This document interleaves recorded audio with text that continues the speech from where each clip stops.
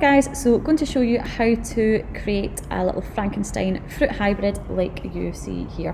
So the first thing I'm going to do, I'll close this off and I'll show you from the start. First thing I'm going to do is open up a new file. Now you can drag your image in as you wish.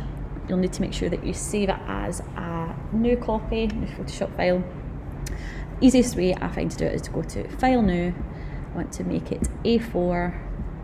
To A4 and I want to change the orientation to landscape, as that is the orientation of my photograph that I want to have in here. Again, I have a variety of cut fruit images, so it might just be fruit on plain background, lots of different styles, cut and laid out. Some kind of variety of compositions might be nice, and even having something interesting in the background. It could be chopping board, might be some nice that you have there, bowls, etc. These are things that you can consider. So I'm just going to widen this a little bit. I was looking a little bit skewed to begin with. So I've got my original image here and I want to impose another piece of fruit on the areas that you see that are cut here. So I have an image here ready to go. So I've got a kiwi. So when it comes in, you'll see that it's got the bounding box round about it. Just hit enter. You can use the quick selection tool, or I find it much easier to use the lasso tool. And you are going to go around relatively carefully, but you don't have to be too precise at this point with your image. Again, we're going to be able to tidy it up with the eraser tool, and I have made my selection, so I'm going to copy and paste. So it's Command C, Command V, and then I can delete this original image. I don't need that anymore. What I also want to make sure that I do is I duplicate this layer, just in case I happen to make any mistakes that I want to then change. So I'm just going to drag this down, and at the little box with the plus, you can see it's going to duplicate my layer, and I can take the visibility away from that one, and I can always have that as a little backup. So I'm going to pop my fruit over my kiwi, over my apple. I'm going to change the opacity so I can see what's going on underneath in terms of positioning and layout. So I'm going to zoom in, so it's just Command plus. We can do view and zoom, make my window a little bit wider. So initially I am relatively happy with the size of this here. I do want to warp it slightly, and the way that I'm going to do that means I can control a variety of different points, as I'm going to go to edit and transform, and then I'm going to go to warp. And again, with each of these points that you see, you can drag them up individually. So it just allows you to customize the shape of the image that little bit more. I'm just bringing it in, so I want to create the seeds kind of going round in the same fashion that you see the actual shape of the apple. I'm going to bring this out just a touch more, and I'm relatively happy with it there for the time being, so I'm just going to hit the little tick sign for done. I'm then going to go to my eraser tool. I'm going to make my brush a little bit bigger, and the section that I no longer need, I'm going to rub out. So I'm going to rub out this part here, so using the little eraser tool. Then going to zoom in, and again I can just double check the placement, see if I'm quite happy with how it is looking.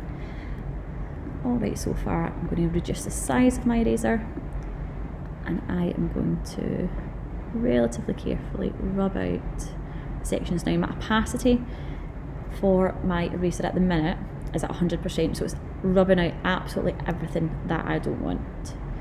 I'm going to show you what we're going to move on to next. Now I don't want to rub all the way down here, so I'm going to keep it relatively straight, but still trying to make it look like an organic piece of fruit.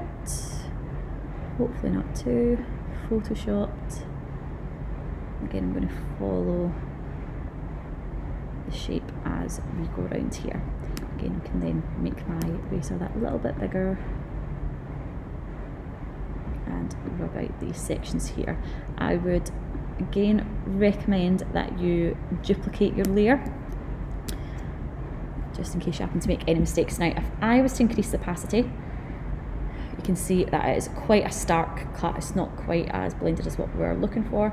So what I'm going to do is I have my layer at full opacity, so I've got that 100%.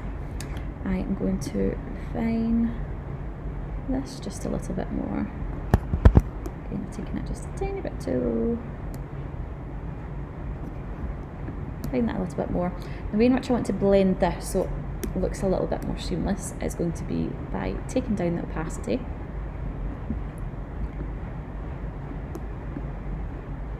And I can gradually rub this out. Now I've taken a little bit too much away from this section here, so I am going to go to transform again and warp, and I can pull this down a little bit more. Again, a great thing with this is you can always go back and edit it however you wish. Again, back to my eraser tool, and again you're just going to keep going in. You can play about with the opacity, how much you want to kind of rub out and blend. Again, it takes a little bit of work, but what you should end up with is something that looks like this. Then it's going to be exactly the same again. You can imagine once you have completely finished this section here, it's going to be exactly the same again for the inside of this apple. So I already have my copy here. I'm going to duplicate it again, just in case. I'm going to zoom in, change the opacity. I actually want to change the orientation of it, so it kind of fits it a little bit more. I can then obviously change the size, so I'm quite happy with what I see.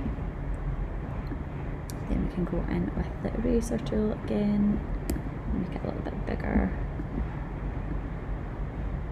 and initially just very, very roughly rub out that section there. And this will be the same with any fruit combination that you do. It can be the same technique. Make that a little bit smaller again for my slightly more detailed areas. So again, I'm going to rub out everything that I don't want. You can do it in stages. The thing with Photoshop is it will allow you to go back around 20 steps. On that 21st, you will not be able to go back any further. So it is important to kind of duplicate your work as you go. So if you get to a point you think you're really happy with how it looks, you'd even duplicate that layer so that, God forbid anything happens, at least you have a kind of backup copy up until a step that you're happy with. So again, I'm just going to rub that out. You can obviously spend a lot more time on it than what I am here. Again, the technique is going to be exactly the same. You can create a layer mask if you wanted to over your layer just by hitting that button there, and if you make any mistakes you can delete the layer mask. This just kind of cuts a little step out. So if you create a layer mask, it doesn't distort your image at all. It does it on a separate layer in case you're not completely confident.